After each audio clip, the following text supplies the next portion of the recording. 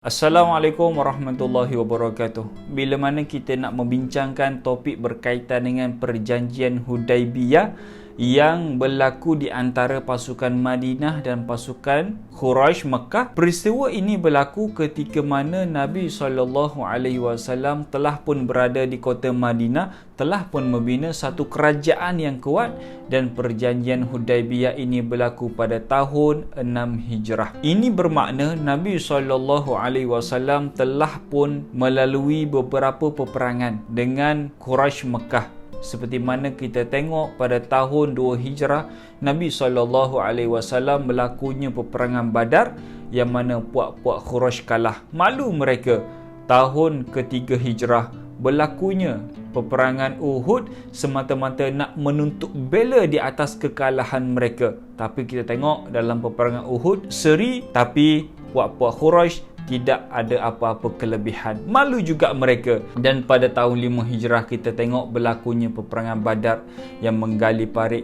Quraisy kalah juga pada ketika itu. Satu kerajaan yang lama dan sangat dikenali ramai pada ketika itu, iaitu satu kerajaan Mekah, boleh kalah dengan satu kerajaan yang baru saja dibina oleh Nabi SAW.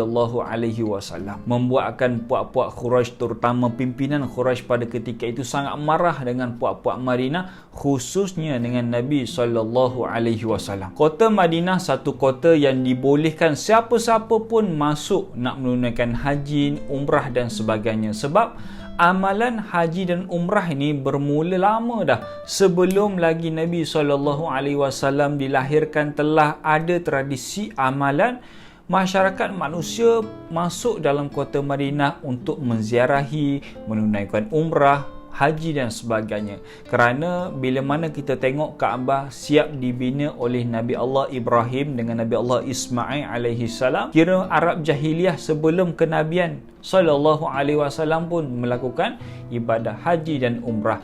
Cuma haji dan umrah mereka tak sama dengan apa yang diperintahkan Nabi SAW. Maka bumi Mekah ni bebas. Siapa nak masuk, siapa nak keluar, bebas keluar dan masuk secara aman di bumi Mekah. Tapi bila mana mereka dapat tahu pasukan Muhammad nak masuk pada tahun 6 Hijrah, mereka tidak mengizinkan pasukan Nabi SAW untuk masuk ke kota Mekah. Kita tengok Nabi bersama dengan 1,400 orang puak-puak Madinah ketika itu, mereka keluar daripada kota Madinah, bertolak daripada kota Madinah dengan berpakaian ihram, dengan berniat untuk melakukan ibadat umrah, menuju mereka ke kota Mekah, dalam keadaan mereka mengharapkan mereka boleh menunaikan ibadat umrah berserta dengan haiwan-haiwan dan sebagainya.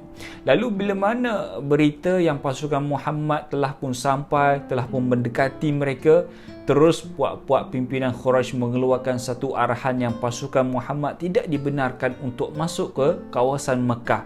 Maka ketika itu padahal pasukan Nabi SAW tidak pun membawa satu peralatan untuk perang, tidak membawa pedang perang, kuda perang dan sebagainya. Memang semata-mata keluar daripada kota Madinah hanyalah untuk menunaikan ibadah umrah semata-mata. Disebabkan itulah Nabi mengutuskan satu orang sahabat yang bernama Sayyidina Qirash ibnu Umayyah Al-Khuzai. Dia pergi bersama dengan pengiring para sahabat juga. Bila mana dia masuk dalam kawasan kota Mekah, ketika itulah Qirash bersama para sahabat lain ditangkap dan hampir nak dibunuh oleh pasukan puak-puak Quraisy Mekah. Tengok sakit benci mereka kepada Islam.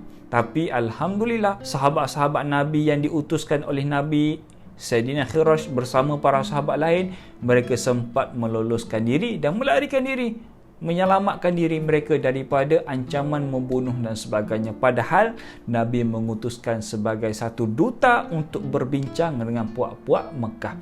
Lalu bila mana Nabi dapat tahu yang Sayyidina Qirash bersama sahabat lain pun hampir nak dibunuh, ketika itulah Nabi berfikir dia kena cari satu orang sahabat yang kuat, satu orang sahabat yang berani, satu orang sahabat yang ramai takut kepadanya.